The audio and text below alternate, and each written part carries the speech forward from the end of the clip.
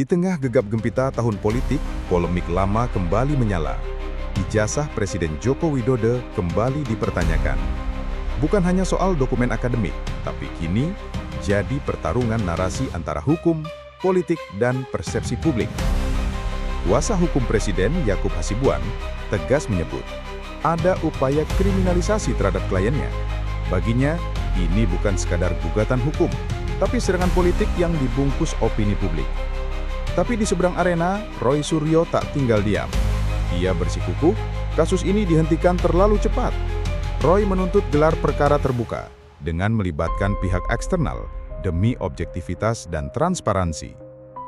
Di tengah dua kutub yang saling berseberangan, muncul suara netral dari mantan Wakapolri, Komjen Purna Ogreseno. Baginya hukum tidak boleh diintervensi oleh opini publik. Semua harus berjalan sesuai prosedur, bukan tekanan media, bukan juga tuntutan politik. Isu ini bukan lagi tentang selembar ijazah. Ini tentang transparansi seorang pemimpin, kepercayaan publik, dan sejauh mana hukum mampu berjalan di tengah riuhnya opini. Selengkapnya, mari kita saksikan diskusi dan penjelasannya dalam tayangan berikut ini. Selamat menyaksikan. Semuanya sudah bergabung dalam diskusi kami kali ini. Mas Yakub, begini, dari pihak TPUA kan sempat datang lagi ke Barreskrim Polri dan meminta agar ada gelar perkara khusus. Mereka menyerahkan juga 26 poin yang menjadi dasar mereka menuntut itu. Salah satunya penghentian kasus yang dilakukan polisi kemarin itu cacat hukum. Menurut Anda masuk akal? Ya, menurut kami untuk mendatangi Barreskrim dan untuk menyampaikan aspirasi tentunya sah-sah saja ya. Itu merupakan hak hukum setiap individu, Mas Tifar. Cuman yang kami sayangkan, ini kan sudah dihentikan penyelidikannya dan tidak ditemukan unsur pidana sehingga memang tidak bisa ditingkatkan ke proses penyidikan. Nah, kalau memang ada permintaan untuk melakukan gelar perkara khusus, ya harusnya dilakukan pada saat sebelumnya, pada saat sebelum dihentikan. Walaupun kami juga tidak menilai sebenarnya kalaupun nanti digelar secara khusus, atau apapun nantilah keputusan dari Polri, kami tentunya hormati dan kami memang tidak ada yang tutupi, silakan saja. Cuman memang sepengetahuan kami memang gelar perkara terbuka itu baru nanti di tahap penyidikan. Kalau di tahap penyelidikan memang setahu kami itu dilakukan internal Polri. Nah, cuman ya itu, sekarang di penyelidikan sudah dihentikan karena tidak ditemukan tindak pidana, tapi masih ada narasi seakan-akan harusnya ditingkatkan. Itu yang kami sayangkan, Mas. Dan itulah yang membuat Anda merasa ada upaya kriminalisasi. Dasarnya karena itu sudah jelas ada putusan yang dianggap putusan dari Barreskrim Polri kemarin saat menunjukkan hasil lapor itu, atau ada dasar lain yang Anda nilai ini seperti, kalau saya kutip pernyataan Anda, mau coba dipaksakan ini kasus? Ya, karena begini Mas Tifal, ada dua perkara di kasus ini. Yang pertama adalah perkara di mana Pak Jokowi dilaporkan di Barreskrim. Dan di situ Pak Jokowi sebagai individu yang taat hukum, Pak Jokowi hadir diperiksa di Barreskrim dan menyerahkan kooperatif apapun yang diminta oleh Barreskrim. Kemudian setelah dilakukan investigasi penyelidikan lebih lanjut, ternyata ditemukan tidak ada unsur pidana sehingga ditutup perkaranya. Nah, setelah itu perkara yang di Polda ini kan masih berjalan. Nah, beberapa waktu lalu juga kami melihat konferensi pers juga dari kawan-kawan di sana menyatakan mereka melihat ada upaya kriminalisasi dari Pak Jokowi karena melaporkan. Padahal Pak Jokowi kan hanya menggunakan hak hukumnya sebagai individu yang memiliki hak asasi dan hak hukum untuk melaporkan. Nah, sampai ada juga laporan ke Komnas HAM katanya mendatangi untuk melapor karena takut mereka dikriminalisasi. Nah, ini kan justru kebalik, Mas. Jadi jangan dibalik-balik karena Pak Jokowi yang selama ini malah bertahun-tahun dituduh ijazahnya palsu, padahal pihak-pihak yang menuduh aja belum pernah lihat aslinya. Nah, itu yang kami sayangkan. Kok jadi dibalik nih, seakan-akan jadi Pak Jokowi yang kriminalisasi.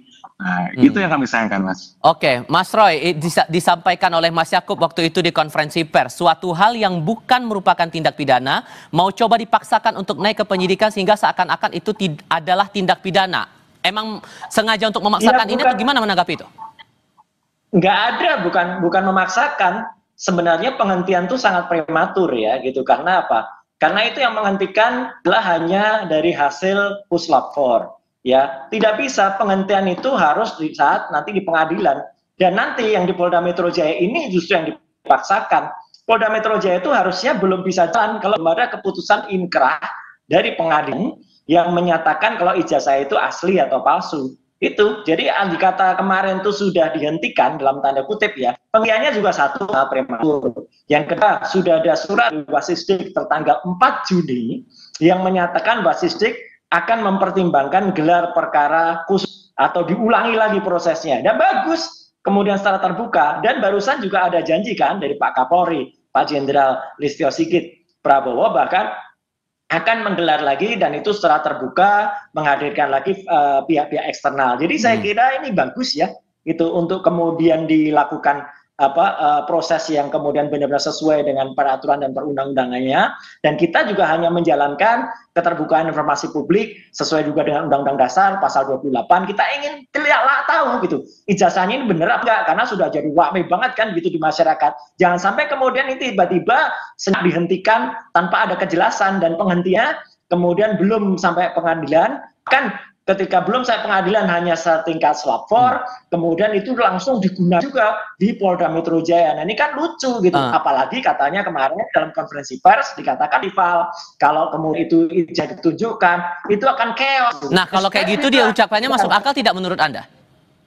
Ya itu dagelan Sri Mulat itu kalau chaos gitu. Mana ada chaos kecuali ijazahnya palsu. Kalau ijazahnya palsu, Mas Tifal, nah itu bisa chaos gitu.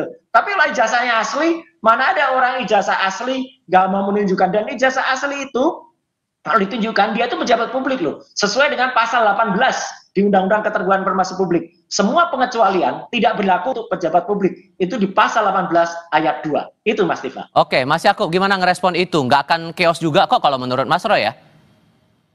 Ya, pertama harus saya sampaikan bahwa pernyataan yang mengatakan bahwa Bareskrim menyimpulkan tidak ada tindak pidana hanya berdasarkan hasil lapor itu adalah tidak benar ya. Karena kalau kita simak kembali pernyataan Bareskrim, sangat banyak yang dipertimbangkan. Saksi-saksi ada puluhan saksi, bukti-bukti semua dipertimbangkan juga, dicek-cek sampai hasil berita acara ujian Pak Jokowi diperiksa, dicek, ternyata memang ada dokumen-dokumen semua sejarah akademik Pak Jokowi. Jadi itu clear, banyak sekali yang diperiksa sehingga Bareskrim bisa menentukan dan menyimpulkan bahwa memang tidak ada tindak pidana di situ. Nah, kemudian yang kedua, ada juga tadi statement yang katakan harus ada putusan pengadilan menyatakan itu asli baru asli. Nah, ini juga salah nih. Ini kebalik. Justru semua apapun akta itu harus dianggap asli sampai dibuktikan sebaliknya. Contoh Mas Tifal, Anda memiliki surat sertifikat tanah. Apa Anda yang harus berjuang keras untuk membuktikan ini tuh asli kemana-mana ke bank dan lain-lain. Justru itu harus dianggap asli sampai dibuktikan sebaliknya. Itu kan asas-asas hukum yang sederhana sebenarnya. Dan itu semua harus dimengerti dan jangan sampai dipelintir-pelintir dan kasihan masyarakat yang tidak paham hukum seakan-akan jadi terjerumus. Nah itu yang paling penting. Nah mengenai yang chaos itu coba diperhatikan kalimat saya secara menyeluruh. Bahwa yang saya katakan itu bayangkan jika seseorang hanya karena ada permintaan orang-orang untuk ayo tunjukkan ijazah, semua orang jadi memiliki kewajiban akan hal itu, Mas. Itu pasti chaos. Semua orang tidak ada tatanan hukum, jadinya di negara ini. Semua orang bisa dimintain aja, didesak, sini tunjukkan. Kalau tidak bisa tunjukkan berarti palsu. Nah itu yang kita sangat tidak inginkan, Mas. Jadi ini sangat lebih besar, jauh lebih besar dari Pak Jokowi saja. Ini mengenai penegakan hukum dan bagaimana hukum di negara hukum loh. Indonesia negara hukum ini ditegakkan. Oke, Mas Roy, ngerespon itu? Iya, lebay lah kalau kemudian chaos, kemudian semua orang ditunjukkan. Semua orang kan bukan pejabat publik. Ini hanya berlaku untuk pejabat publik. Jelas betul di pasal 28F Undang-Undang Dasar itu orang berhak mempertanyakan dan itu keterbukaan informasi. Kemudian di Undang-Undang Keterbukaan Informasi Publik nomor 12 tahun 2008 saya menyusunnya tindakan kayak itu disahkan untuk mengesahkan di DPR Komisi 1. Betul, kalau itu termasuk yang dikecualikan, pejabat publik itu termasuk kecualian jelas itu pasal 18. Jadi ya bukan hanya orang hukum yang mengerti hukum ya, kita juga belajar apalagi kita yang menyusun naskah akademik undang-undang itu gitu loh. Jadi clear banget lah. Nggak apa-apa, biarkan ini menjadi wacana publik bagi masyarakat, biarkan masyarakat juga yang menilai, tapi artinya yang dipaksakan untuk jalan itu ijazahnya belum jelas dipastikan asli, ijazah itu belum banyak sekali pertemuan yang ada di dalam konferensi Bareskrim dan baru-baru ini banyak pula yang sudah ditemukan lagi di lapangan oleh Dr. Resmond dan kawan-kawan soal desa KKN dan lain sebagainya. Jadi itu prematur lah itu kalau buru dihentikan, dan saya berterima kasih Wasisdik sudah merespon, Pak Kapolri, moga-moga ini bisa membuktikan janjinya untuk melaksanakan yang namanya kemudian itu akan benar-benar melaksanakan keterbukaan melibatkan faktor eksternal. Pak Ugro, ini kan ada permintaan dari TPUA untuk melakukan gelar perkara khusus pada kasus ini karena mereka masih meragukan hasil dari penyelidikan yang kemarin itu soal ijazah Pak Jokowi. Sesungguhnya Pak, kondisi atau syarat ketentuan apa yang membuat gelar perkara khusus itu bisa dilakukan? Ya, jadi semua harusnya kembali kepada Kitab Undang-Undang Hukum Acara Pidana atau KUHP, yang kedua KUHP, ya kan? Nah, kalau KUHP itu sudah dibagi-bagi tugas itu antara ada penyidik pembantu, ada penyelidik, ya. Jadi kalau setiap peristiwa, kalau zaman-zaman dulu sebelum ada SPKT sekarang, itu Pamapta. Pamapta sendirian bertugas di Polres, ada seseorang melapor, itu bisa menilai perkara ini pidana atau bukan pidana. Tidak perlu pakai penyelidikan sampai kemana-mana. Nah, setelah Pamapta ini menerima laporan, ditentukan ada indikasi pidana, dilanjutkan ke reserse, masuk buku B2 dan sebagainya. Jadi, mungkin ada perubahan di sini karena saya membaca ada peraturan Kapolri nomor 6 tahun 2019 tentang penyidikan tidak pidana. Di situ ada penyelidikan. Ya. Jadi kalau dalam penyidikan sebetulnya kewenangan penyidik itu sudah cukup luas. Kalau tidak ditemukan cukup unsur, ya kan bisa dihentikan namanya SP3. Nanti SP3 ini harus diuji ke pra-peradilan untuk kepastian hukum. Ya kan, tapi kalau penyelidikan ini kemana, masa ke Wasidik misalnya gelar khusus dan sebagainya, masih internal di situ. Jadi mungkin perlu ada pendalaman kembali di situ ya. Kemudian pasal di sini sebetulnya jangan dibawa ke pasal kemana-mana, ya kan? Karena ijazah ini sudah digunakan untuk mendaftar di KPU Solo, kemudian KPU Jakarta dan KPU Pusat, berarti 263 ayat 2, jangan ditambah pasal apapun di situ. Kita jangan memaksakan pengen menahan seseorang dan sebagainya, nggak usah. Yang penting kan sidang di pengadilan ada kepastian nanti. Nah, membuktikan 263 ayat 2 ini kan butuh waktu panjang. Siapa yang membuktikan? Mau dibuktikan di Bareskrim atau di Polda Metro, ya kan?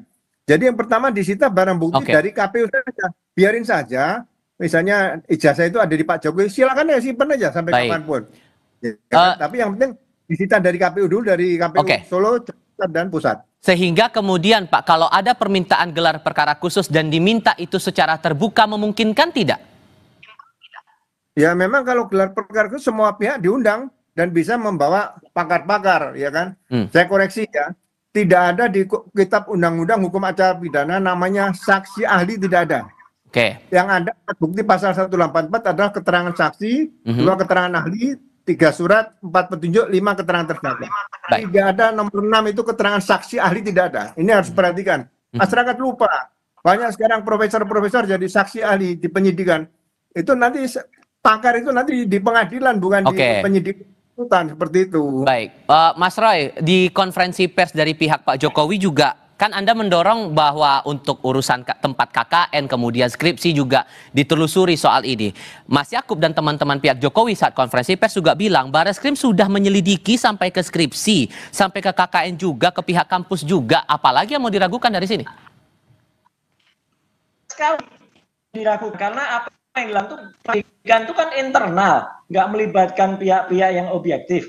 Dan ternyata banyak sekali kita temukan misalnya ya di desa KKN, Desa Ketoyan di Wonosegoro. Kemarin Bang Resmond dan kawan-kawan menemukan semua itu katanya di sana, kata-katanya, dan tampak semua itu dikondisikan.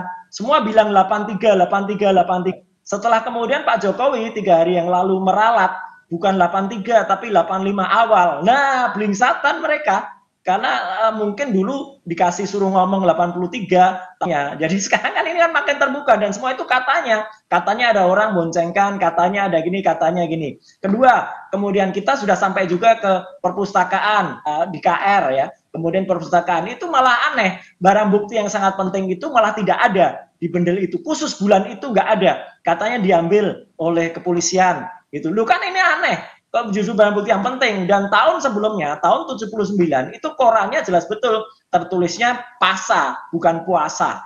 Jadi clear banget kan itu kayak gitu. Kemudian Pak Kasmujo kemarin langsung didatengin dan menyatakan kalau dia bukan dosen pembimbing skripsi, bukan dosen pembimbing akademik. Jadi banyak banget Mas hal-hal yang masih question mark ya, menjadi tanya. Belum lagi ijazah yang katanya identik itu sudah kita uji 1120 itu satu-satunya tidak identik ya. Padahal 1120 itu milik Jokowi. Tidak identik dengan 1115 milik 1116 miliknya almarhum Hari Mulyono, 1117 miliknya Sri Multiningsih. Ini kan aneh. Jadi kalau terbuka nanti itu semua bisa lihat yang bandingkan apa, tidak ada hanya digital aja, semua digelar secara terbuka di meja, semua bisa lihat, wartawan bisa motret, orang bisa menilai. Nah kalau itu saya kira dan itu pasti tak chaos, akan membuat terbuka ke baru. Mas Yakub, ini masih ada pihak yang meragukan termasuk Mas Roy tadi. Apakah kemudian akan ada langkah hukum lain di sini?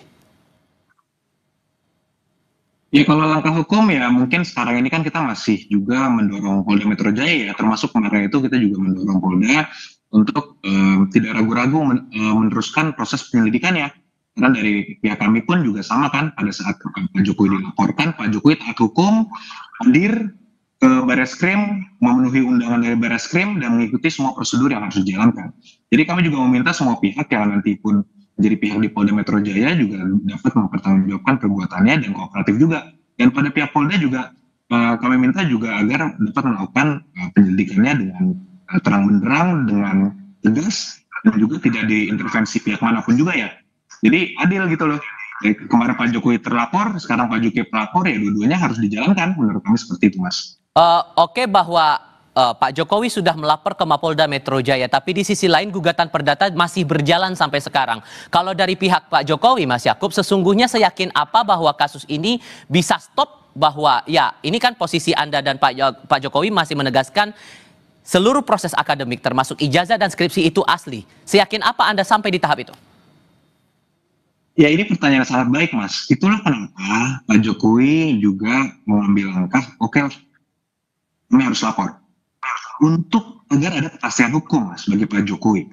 Karena selama ini dari 2023 gugatan perdata itu kami sudah tangani, Mas, dari 2023. Udah ada dua gugatan di PN, ada satu gugatan di TUN, dan gugatan mereka tidak diterima. Sehingga itu cukup clear. Jadi kalau perdata kan siapapun ini boleh menggugat sampai kapanpun.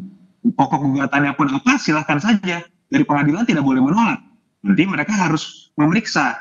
Nah, cuma kan itu masalahnya, sampai kapan ini mau dilanjutkan terus. Sehingga Pak Jokowi merasa bahwa oke, harus dilaporkan demi kepastian hukum, agar jangan kepastian hukum pihak mereka doang, Mas, yang dilindungi dan yang diperhatikan. Karena selama ini kan hanya pihak-pihak yang teriak-teriak, ayo, ini harus dijalankan demi kepastian hukum. Loh, kok kepentingan hukum Pak Jokowi juga nggak diperhatikan? Bertahun-tahun dituduh ijazah palsu, Pak Jokowi diam. Ternyata makin parah, makin merembet kemana-mana sampai ke keluarganya juga. Nah inilah kita melakukan laporan ini, upaya kami untuk memulihkan dan menjaga nama baik Pak Jokowi serta keluarganya, dan juga nama baik bangsa Indonesia semua. Jangan sampai jejak digital ini, narasi-narasi yang berkembang yang tidak bisa dipertanggungjawabkan itu beredar terus setiap harinya, sehingga rakyat Indonesia nanti dikatakan ke setiap luar negeri, oh itu yang ijazah presidennya palsu ya. Itu yang sangat kita sayangkan dan kita hindari, Mas. Semoga kebenaran nanti akan cepat membongkar sehingga pihak-pihak yang kurang bertanggung jawab dengan statementnya dapat berhenti dan mempertanggungjawabkan perbuatannya. Mas Roy, dengan masih berproses sampai sekarang gugatan perdata dan kita belum tahu arahnya akan kemana. Seandainya itu malah menegaskan bahwa ijazah Pak Jokowi ataupun segala proses akademik Pak Jokowi di UGM itu asli, Anda bisa punya potensi untuk melanggar pidana, bahkan upaya kriminalisasi itu bisa akan berbalik lagi ke Anda. Gimana tuh meresponnya? Ya nggak apa-apa, semua silakan diperiksa. Bahkan sekarang ada novumnya, itu harus diperiksa juga. Sudah ada kader partai senior, partai PDIP, namanya Beator Suryadi, yang kemudian malah menunjuk ada juga Andi Wijayanto, yang mantan Seskap, yang katanya itu jelas betul mengantar orang-orang, ada 6 orang. Itu namanya jelas loh itu. Kemudian disebut itu membuat ijazah itu di Pasar Pramuka. Nah itu adalah harus ditindaklanjuti oleh polisian. Saya kira itu polisi harus bergerak.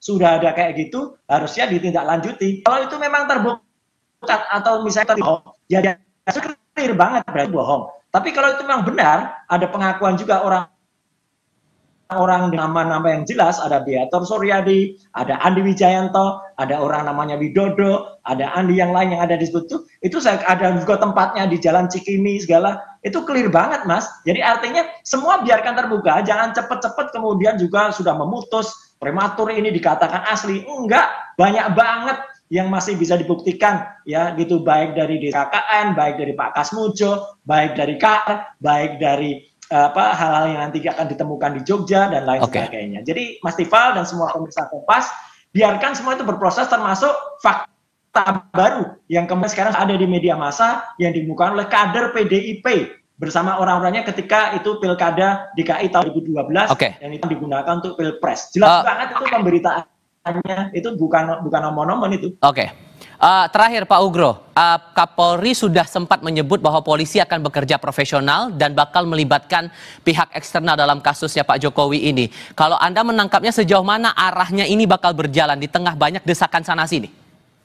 Ya, mungkin itu kebijakan yang cukup bagus lah. Tapi yang penting bagi saya, kasus ini kan yang pertama harusnya dianalisa pakai analisa kriminal dulu, ya kan? Pasalnya menurut saya jangan dibawa pasal kemana-mana, cukup 263 ayat 2, ya kan? Dari 263 ayat 2 nanti ini berkas perkara ini nggak akan tipis, pasti tebal. Nanti ada berita acara rekonstruksi, berita acara kalau di keterangan berbeda ini kan nanti kan pasti konfrontasi, pasti ada. Sehingga perkara ini akan membutuhkan waktu cukup lama karena saksi fakta melihat, mendengar dan mengalami itu cukup banyak yang akan didengar keterangannya oleh pihak penyidik nanti ke depan. Sehingga terakhir Mas Yakub, seyakin apa Anda bahwa ini kasus bakal selesai?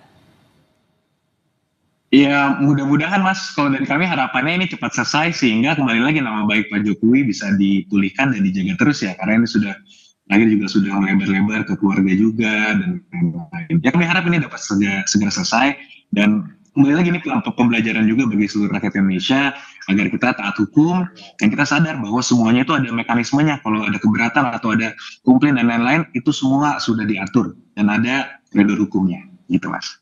Mas Yakub, Mas Roy, Pak Ugro Seno, terima kasih banyak sudah berdiskusi bersama kami kali ini. Selamat malam semuanya.